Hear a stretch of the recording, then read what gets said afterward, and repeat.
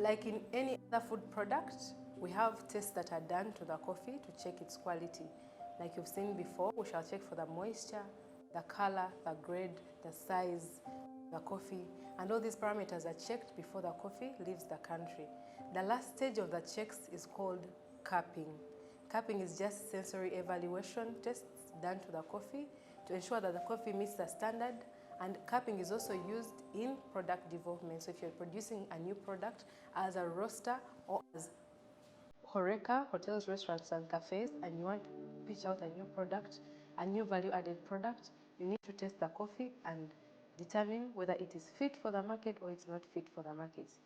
Of course, human beings are the best machines in the world to test coffee because we are the end consumers. And remember, tastes and preferences will vary from one person to the other as explained in the roasting. So basically, cupping is a technique that we use, and we subject the coffee, the roasted coffee are ground and exposed to water, so they are brewed, and we extract, and from the brewing, we have a liquid that we can test, evaluate the body, the flavor, the acidity, aroma, the fragrance, the aftertaste, to ensure that this coffee meets the standards and this coffee is good and it's fit for consumers to consume. So this is the point at which this is most times used as a pass or fail, even in the factories as a buying decision to see whether the coffee is fit or it's not. So it's a meticulous process, and follows a protocol so that we have a standard experiment, I could say, so that all the factors are controlled except the coffee itself. So basically, we are relying on our senses, the sense of sight, the sense of smell, the sense of touch, and the sense of taste. And all of these will be put to play as we are cupping our coffee. So we shall introduce our water that is at 93 degrees Celsius to our coffee grounds and allow it to extract for 4 minutes.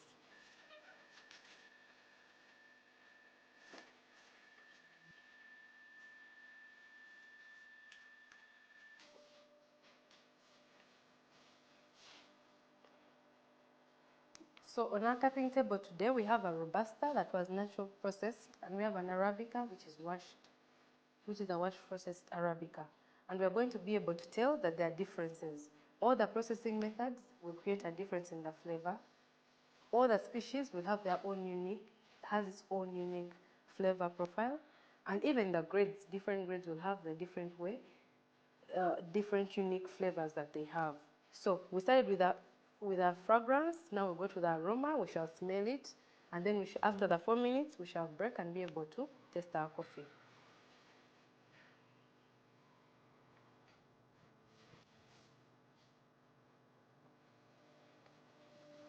So generally, our natural Robustas are nutty and spicy, depending on how they have been handled, but those are the generic flavors they have.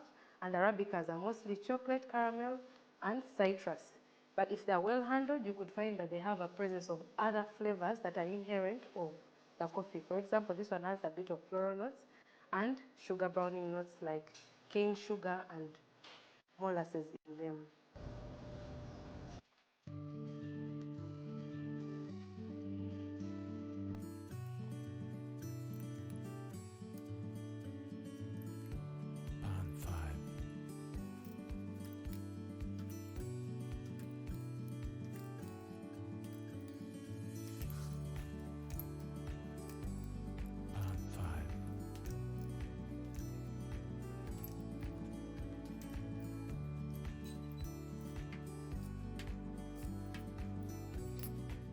For the fine and specialty coffees, we use forms like this, the fine Robusta form and the specialty Arabica form, that enable you to score all the attributes as you go on. So if we had used this form, for example, we should have already scored for the fragrance and aroma. And as we cup, we shall continue to take notes from the flavor, the aftertaste, the mouthfeel, the balance, the overall, the body, the acidity, and some of the other attributes that are on this form. So when a coffee scores 80 and above on this form, then it will be considered as fine or specialty coffee. So we're going to employ a technique called slapping, and we shall taste our coffee.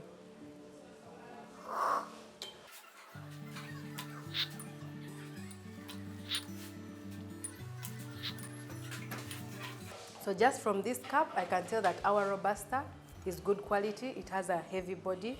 It has a smooth and heavy body. It has a good flavor of nuts and chocolate inherent in it. And it's really good for export. This is a conventional sample, but has very good attributes and can be shipped out of the country.